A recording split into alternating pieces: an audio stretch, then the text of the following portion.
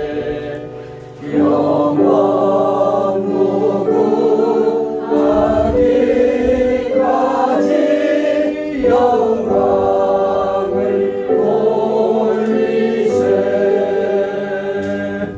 영광을 돌리세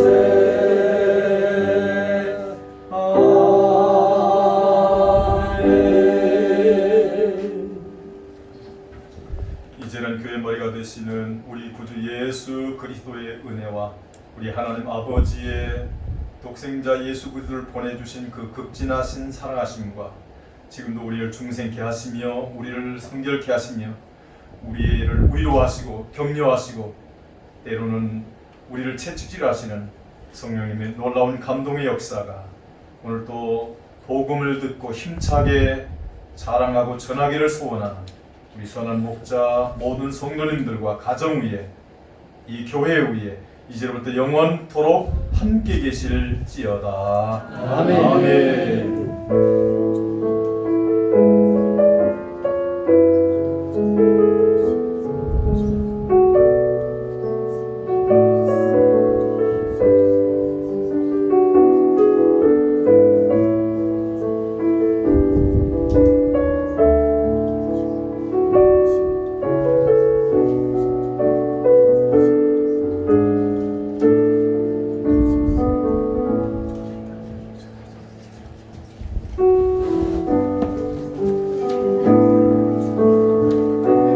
예, 앉으셔서 오늘 준비한 식사들 앞으로 모시고 드시고 여러분 왼쪽에 여러분들 앉으신 왼쪽에 보시면 우리 조미원